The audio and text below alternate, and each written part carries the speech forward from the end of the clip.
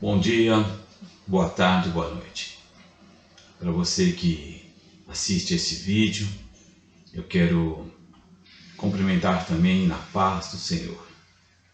E meu propósito neste vídeo, nessa gravação, é mostrar aquilo que Deus tem feito nesse tempo, esse tempo que nós estamos passando de tantas incertezas, tantos questionamentos, tantas perguntas.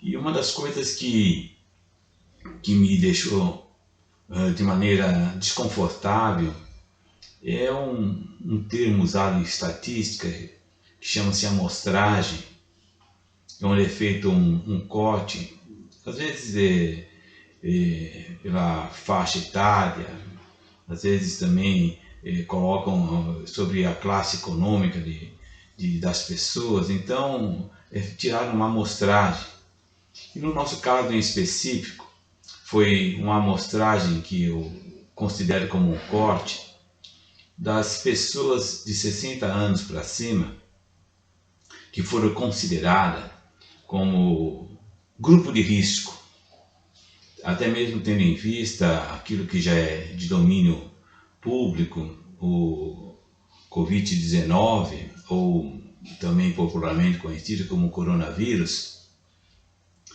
E isso trouxe, eu digo, o desconforto, tendo em vista que nós fomos considerados,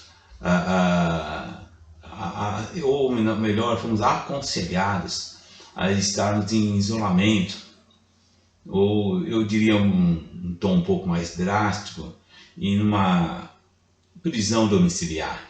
Cá estou eu aqui e eu fico pensando que estou aqui nesse isolamento com meus 66 anos de idade e também com um vigor físico, sentindo-me como se tivesse 65, e estou preso aqui.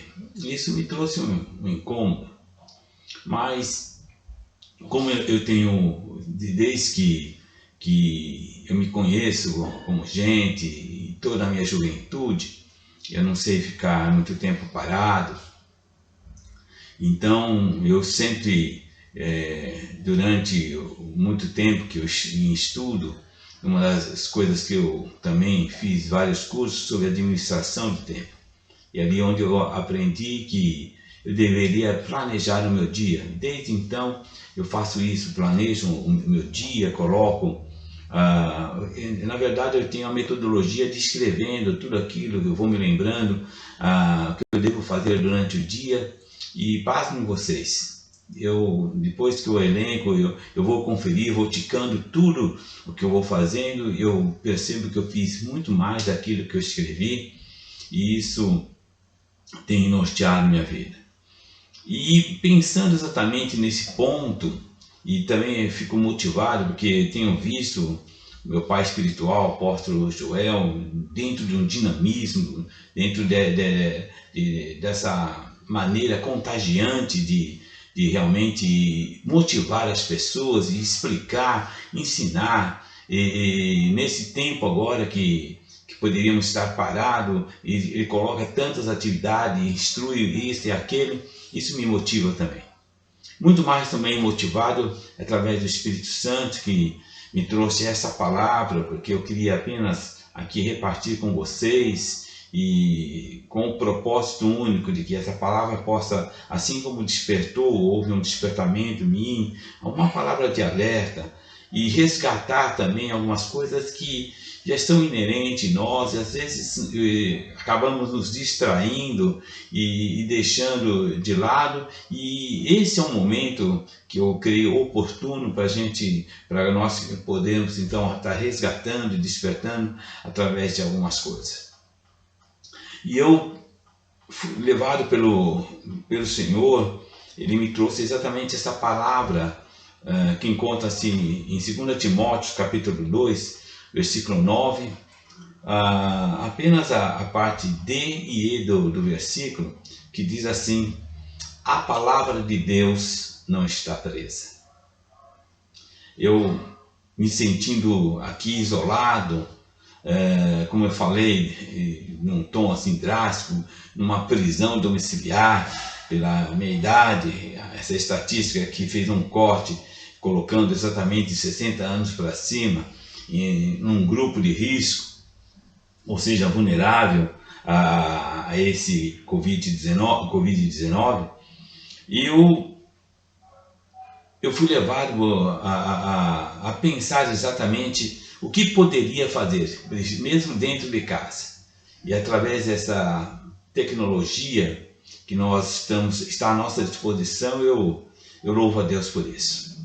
E também eu olhando esse texto da palavra de Deus, de 2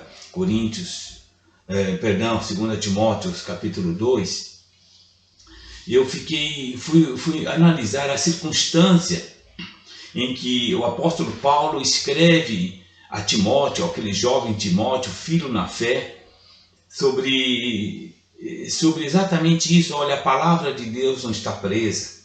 Em outra tradução diz, a palavra de Deus não está algemada.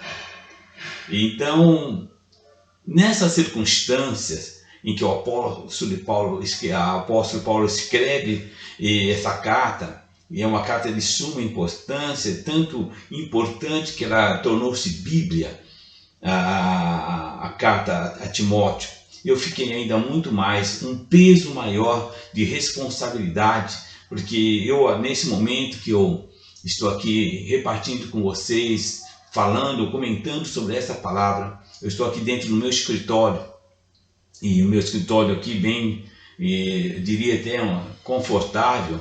Estou diante de um acervo considerável de livros, de vídeos. Tenho aqui algumas tantas versões de Bíblia que me dá exatamente um aparato. E eu faço exatamente esse paralelo, esse contraste na maneira que o apóstolo Paulo, motivado, ensinando, instruindo o jovem Timóteo a ter um comportamento. E o que eu trago quero compartilhar com vocês sobre esse desafio é que algumas coisas que talvez para alguns pode ser óbvio, mas para mim, desde o momento que nós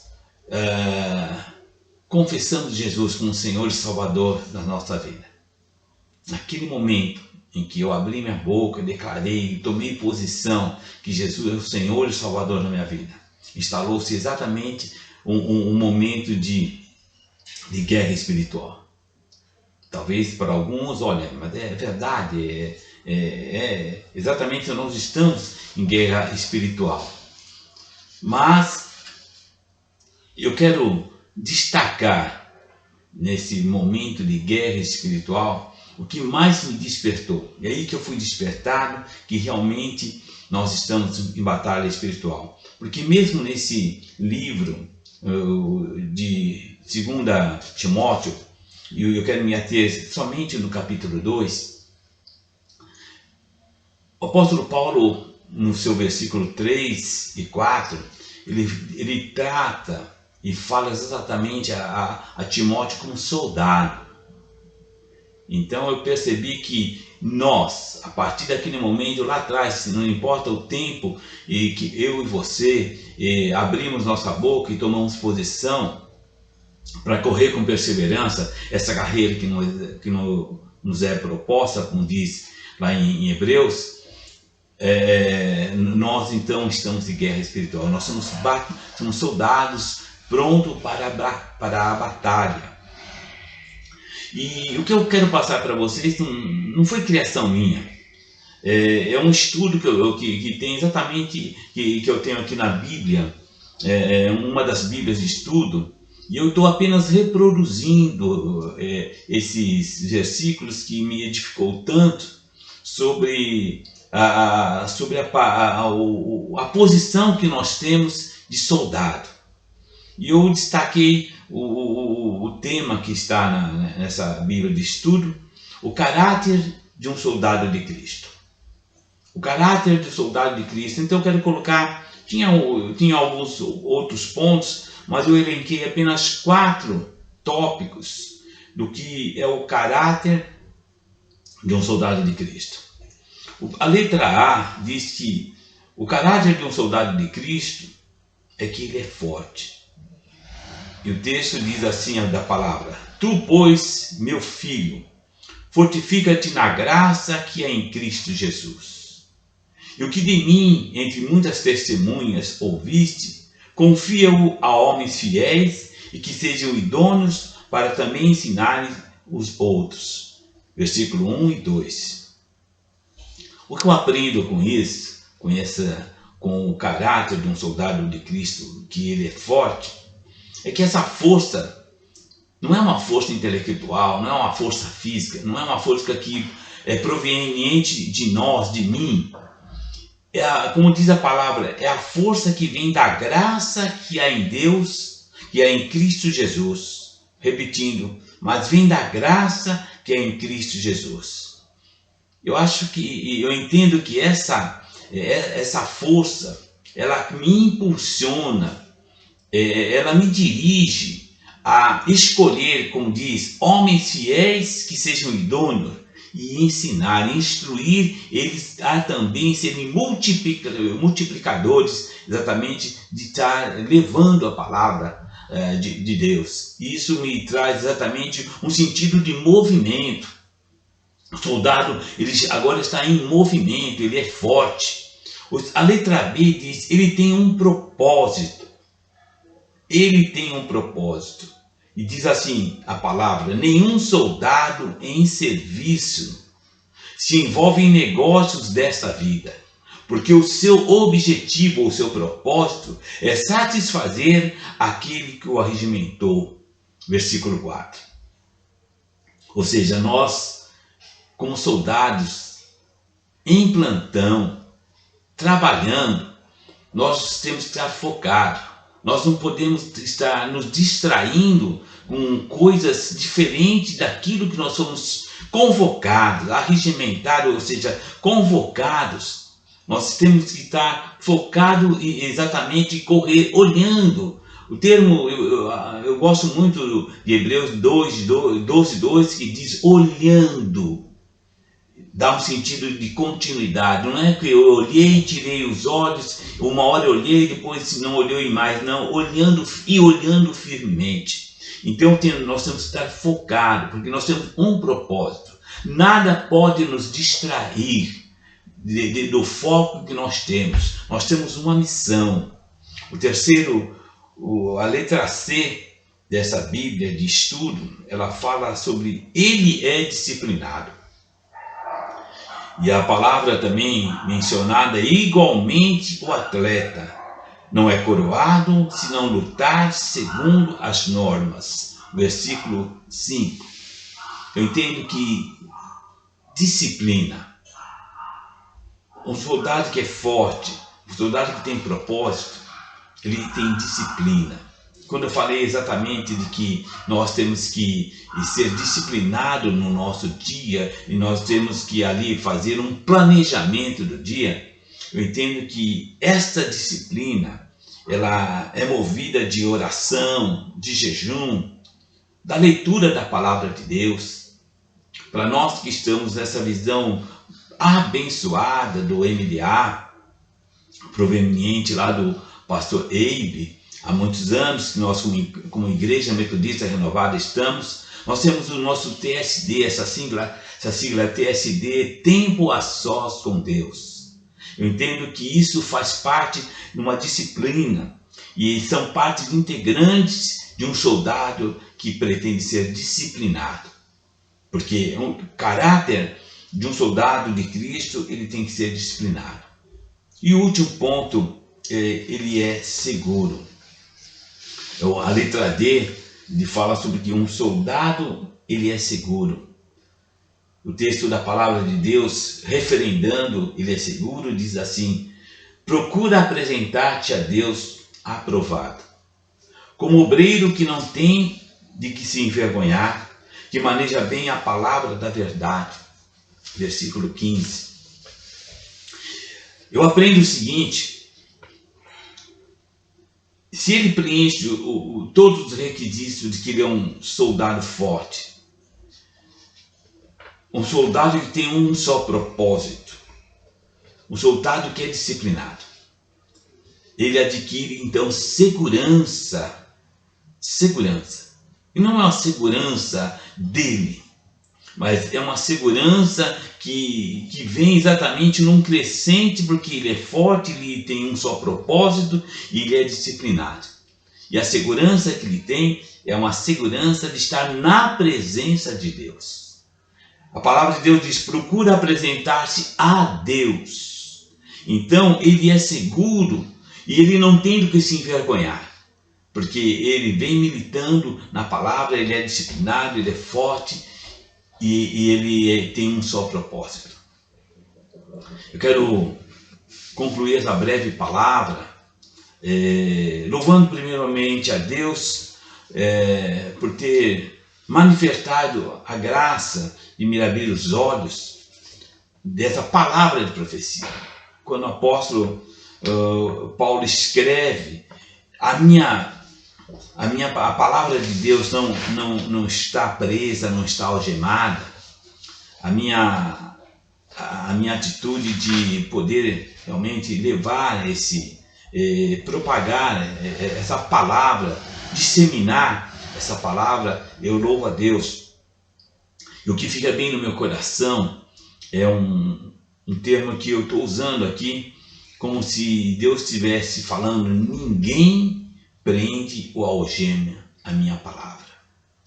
Então, você que me assiste nesse vídeo, você meu irmão, você pastor, nós que somos pregadores da palavra de Deus, eu creio que é momento mesmo de não estarmos indiferentes, de não estarmos parados, de estarmos sendo estimulados a instruir outros, como diz a palavra, homens idôneos e homens fiéis que possam também instruir outros.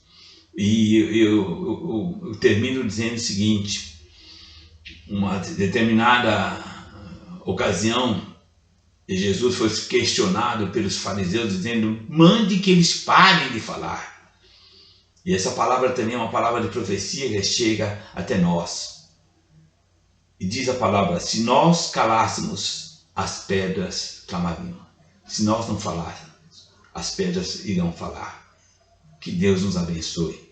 E eu quero encerrar orando pelas nossas vidas. E eu solicito a vocês, concordem comigo nesta oração.